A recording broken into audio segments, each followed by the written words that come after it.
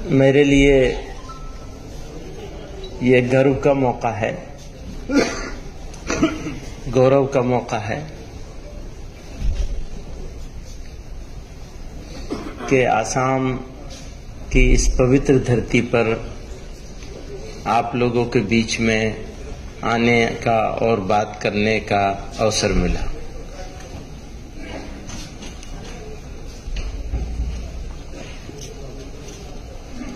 अगर हम यूनाइटेड आसाम की बात करें, पूरा आसाम जिसमें नॉर्थ ईस्ट की सारी स्टेट शामिल हैं,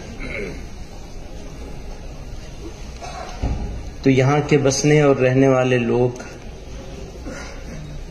भारत के दूसरे हिस्सों में अन्य भागों में रहने वाले लोगों से अच्छे, शानदार और सीधे साधे स्वभाव के लोग हैं।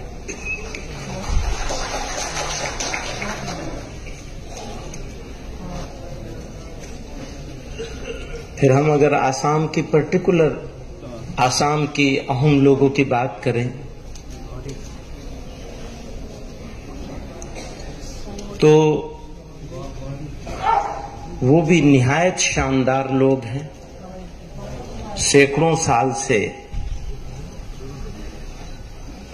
यहाँ के बसने वाले लोग, अलग अलग धर्मों के लोग आपस में जिस मोहब्बत के साथ, जिस अपनाइयत के साथ रहते रहे हैं, उसमें सबसे बड़ा रोल अगर किसी का है तो आसाम के उन लोगों का है जो आसाम के ओरिजिनल लोग हैं, मूल निवासी लोग हैं।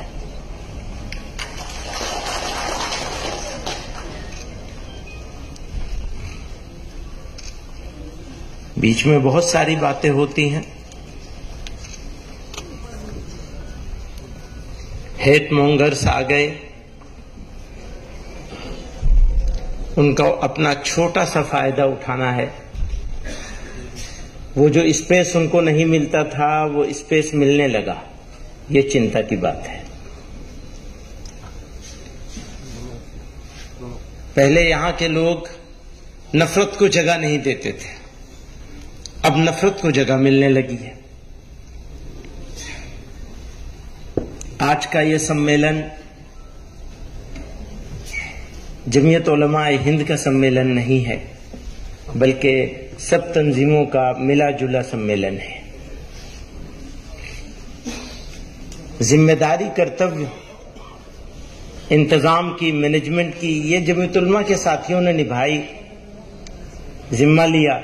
उसके लिए सब लोगों की तरफ से, आप लोगों की तरफ से, आप लोगों की तरफ से, देशवासियों की तरफ से और इस देश की तरफ से मैं आसाम की स्टेट यूनिट का उमूमन और मौलाना बदरुद्दीन साहब का खुसूसन शुक्रिया अदा करना चाहूंगा।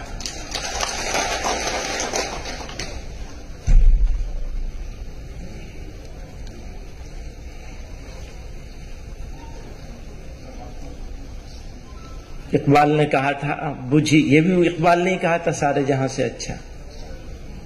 उसी इकबाल ने कहा था, बुझी इश्क की आग अंधेर है, बुझी इश्क की आग अंधेर है, मुसलमान नहीं राख की ढेर है। वो शिकवा कर रहे हैं मुसलमानों से।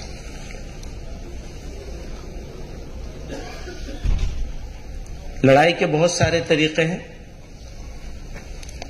लेकिन हर एक तरीके पर अमल होगा और कामयाबी से अमल होगा तभी जब हम अपनी सोसाइटी को, समाज को ठीक जगह पर ले आएंगे। एक मिसाली सोसाइटी नबी अलैहिस्सलातु वस्सलाम ने अपने तर्ज अमल से, अपने पैगाम से, अपने तरीके से, अपनी सुन्नत से, अल्लाह ताला के हुक्म से बनाने के लिए हमको जिम्मेदार करार दिया है।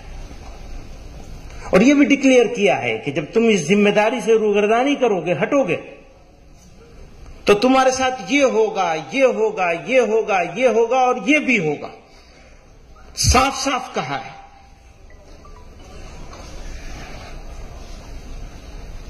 हम लोग जब यहां आसाम में और दूसरी जगहों पर इस तरह के बात लोगों के साथ संवाद करने की, डायलॉग करने की, बात करने की बात कर रहे थे, तो यह था कि एक कौम को प्लानिंग करके साजिश के तहत मायूस करने की, होपलेस करने की कोशिश की जा रही है, उसे बदनाम किया जा रहा है। कोई टीवी चैनल आप उठा के देख लीजिए, कोई अखबार उठा के देख लीजिए, कोई मौका ऐसा नहीं है जब मुसलमान को जलील करने का मिल जाए या बगैर मिले भी बना दिया जाए, वो अपनाया जा रहा है।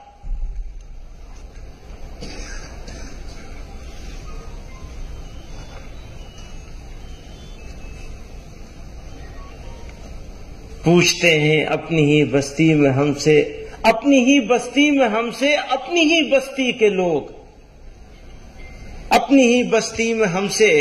और असम वालों ने तो इसको बहुत डील किया है, बहुत झेला है। अपनी ही बस्ती में हमसे, अपनी ही बस्ती के लोग पूछते हैं कौन सी बस्ती के हो, क्या नाम है। ये है, ऐसा बना दिया गया। तो ये हुआ कि करना चाहिए कुछ काम, हाथ पे हाथ धरे नहीं बैठे रहना चाहिए। इंसाफ और शांति, पीस और जस्टिस, ये दोनों एक दूसरे के साथ मिले हुए हैं।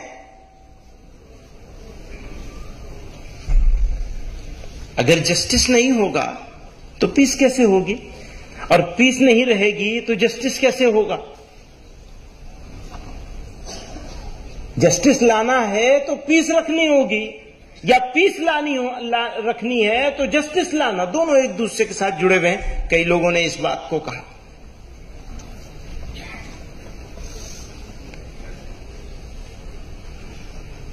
तो वो यही बात थी, लोगों के बीच में जाएंगे, लोगों को कहेंगे हां, एक दिल में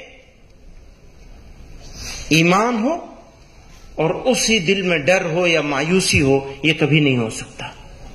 ईमान और बुज़दिली एक जगह जमा नहीं हो सकते, ईमान और मायूसी एक जगह जमा नहीं हो सकते। कुर्बानी देने के लिए तैयार होना पड़ेगा, मर्जी के खिलाफ काम करने पड़ेंगे। मर्जी तो यह कि आराम है, बस आराम से बैठे। नहीं, आप आराम से नहीं बैठ सकते। आप खैर उम्मत हैं, आपको खड़े होना है, आपको इंसाफ के लिए बात करनी है, आपको शांति की बात करनी है और शांति स्थापित करने के लिए चेष्टा करनी है। कहते हैं शांति की बात तो वही करता है जो कमजोर होता है, जस्टिस भी वही मांगता है जो कमजोर होता है। तो ये जो आज का ये पैगाम है, ये कमजोरी की निशानी है। यही कहा जाता है। कौन करता है शांति की बात? जो दुर्बल होता है, कमजोर होता है। कौन करता है जस्टिस की बात? जस्टिस लेने की, जस्टिस की जरूरत किसे है? उसे ये जो दुर्बल है। तो क्या ये कमजोरी है जो हम यहां आज मौजूद हैं? नहीं, ये हमारी ताकत है। इस ताकत का एहसास कीजिए इस मुल्क के लिए। इसी गली की है खाक से। मौलाना बदरुद्दीन साहब ने मुझे शायरी पर लगा दिया, इतने सारे शेर सुना दिए, मैं क्या करूं। इसी गली की है खाक से, यही खाक अपनी मिलाएंगे। न बुलाए आपके आए हैं, न निकाले आपके जाएंगे।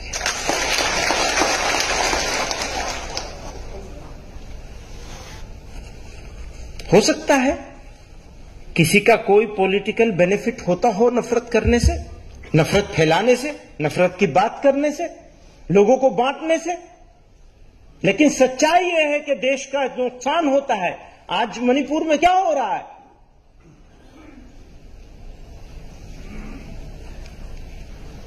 वही इंसान है।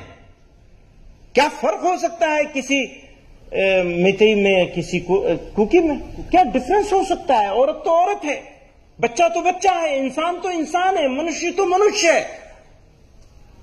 आप कैसे फर्क कर सकते हैं? और अगर फर्क करने की कोशिश करेंगे तो ये तो इस मादरे वतन के साथ, इस मातृभूमि के साथ घोर अन्याय होगा, अत्याचार होगा। हम आज खड़े हुए हैं उसी अत्याचार का विरोध करने के लिए।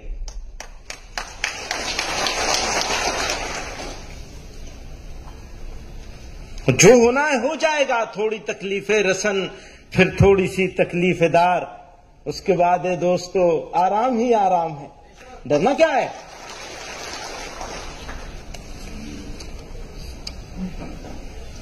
आपसे कहना चाहता हूं, हालात अच्छे हों तो मस्त नहीं हो जाता, और बुरे हों तो बेसब्र होकर परेशान नहीं होना है। दोनों हालात आएंगे आपके सामने। अल्लाह ताला ने कुरान में इरशाद फरमाया, वलनब्लुवन्नकुम बिशैइन मिनल खौफि वल जू'i व नक्सिम मिनल अमवालि वल अनफुसि वस्समरात। ये होगा तुम्हारा इम्तिहान। ये हो नहीं सकता कि ईमान हो तुम्हारे दिल में और तुम्हारे पास इम्तिहान ना हो। फिर फरमाया वबश्शिरिस साबिरीन, और बशारत है उनके लिए जो सब्र करने वाले हो जाए, इस्तकामत पकड़ ले मजबूती के साथ। और याद रखिएगा, कौमें किरदार से बनती हैं, कैरेक्टर से बनती हैं। अगर कैरेक्टर है तो कौम है, कौमें ताकत से नहीं बनती, कैरेक्टर से बनती हैं। और जब कैरेक्टर होता है, माफी के साथ, जब कैरेक्टर होता है तो उसकी जो ताकत है, उस ताकत के सामने दुनिया की कोई ताकत नहीं रुक सकती। कैरेक्टरलेस कौम कितनी ताकतवर कौम बन जाए, जमाना उसको भुला देगा, तारीख उसको याद करेगी अगर तो बुराइयों से याद करेगी। बुरी चीज बुराई से याद की जाती है, अच्छाई से याद नहीं की जा सकती कभी। और हम अपने खालिक की तरफ देखिए, मखलूक की तरफ मत देखिए। मददगार अगर कोई होगा तो तुम्हारा खालिक है। खुदगर्जी और नफ्सा नफ्सी से बचना है। ये जो खुदगर्जी है ना, सेल्फिश हो जाना, बहुत बीमारी ये फैल गई है जमाने में। आपको परवरदिगार ने आपके लिए नहीं, दूसरों के लिए पैदा किया है। अगर ईमान है तो ईमान के तकाजों में से बड़ा तकाजा है कि आप अपनी तकलीफ उठाएंगे, दूसरों के काम आएंगे। गैर मुस्लिमों के साथ आपका ताल्लुक, मौलाना बदरुद्दीन साहब कह रहे थे कि हमें अलग अलग, यानी हम अलग अलग हो गए। इसकी सजा किसको मिलेगी? उसको मिलेगी जिसकी बड़ी जिम्मेदारी है। बड़ी जिम्मेदारी किसकी है? हमारी है ना, आपकी है ना। पहली जिम्मेदारी हमारी और आपकी है कि आउटरीच करें, डायलॉग करें, बातचीत करें। उनके साथ एक एसोसिएशन होना चाहिए वतनी बुनियाद पर।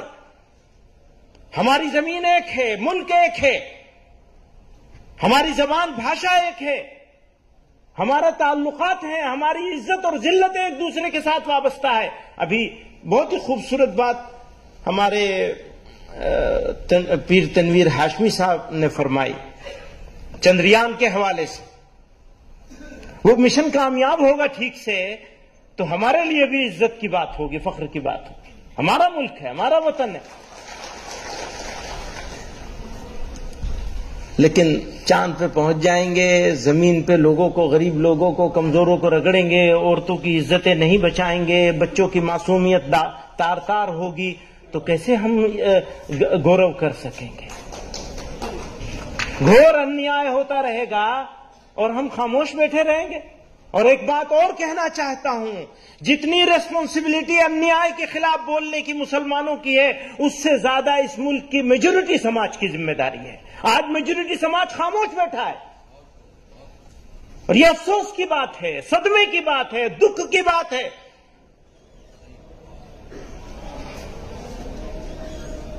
अगर कुर्बानी की जरूरत है, मेरे कुछ मिसालें हैं, वो कुछ ही हैं, इसलिए कि अपॉर्चुनिटी नहीं है। अगर अपॉर्चुनिटी है तो हमारा खून इस धरती के लिए अगर पड़ेगा तो हमारे लिए वो प्राइड का मोमेंट होगा, फख्र की बात होगी, गौरव की बात। और यह इसलिए होगा कि मैं मुसलमान हूं, मेरे अल्लाह ने मुझे हुक्म दिया है, मेरे कुरान ने मुझे हुक्म दिया है, मेरे नबी ने मुझे हुक्म दिया कि अपने वतन की हिफाजत के लिए जान दे दोगे तो तुम शहीद कहलाओगे। बुजुर्गों और दोस्तों, जो शिकायत मौलाना बदरुद्दीन साहब को थी वक्त की और सब लोगों की थी, वही मुझे भी है। जो शिकायत मौलाना फैसल वली रहमानी साहब को थी, वही मुझे भी है। बहुत कुछ बात करना चाहते हैं, लेकिन सबकी भलाई करिए। सिर्फ अपनी भलाई के बारे में सोचने से और चेष्टा करने से आपकी भी भलाई नहीं होगी। अगर अपनी भलाई चाहते हैं तो दूसरों की भलाई करनी पड़ेगी। और याद रखिएगा, रोने वालों को मंजिल नहीं मिलती है। रोना बंद कर दीजिए, अमल की तैयारी कीजिए, अमल करिए, कोशिश कीजिए, चेष्टा कीजिए, जिद्दोजहद कीजिए, कुर्बानी देने के लिए तैयार हों। अगर आप कुर्बानी देंगे तो तारीख आपको याद करेगी, भुलाए नहीं जा सकेंगे। और कुर्बानी नहीं देंगे, तनासानी में रहेंगे, बेफिक्री में रहेंगे। हाँ जी, सब ठीक हो जाएगा, कुछ ठीक नहीं होगा, ठीक करने से ठीक होगा, ठीक होने से ठीक कुछ नहीं होगा। हो सकता है, मेरा भी ये एहसास है कि लंबी भाषा बोलने वाले, ऊंची ऊंची बातें करने वाले, नफरत फैलाने वाले लोग और उनको रोकने वाले जिम्मेदार लोगों की जबान भी वैसे ही होने लग रही है। जो नफरतों को रोक सकते हैं, उनका रवैया, एटीट्यूड भी वो नहीं है जो एक जिम्मेदार का होना चाहिए। तो लोगों को लगता है रात थोड़ा लंबी हो गई है। हाँ, कभी के दिन बड़े होते हैं, कभी की रातें बड़ी होती हैं। ये मत समझिएगा कि रात हमेशा बड़ी रहेगी, सुबह भी होगी इंशाअल्लाह। तो आखिर दावा।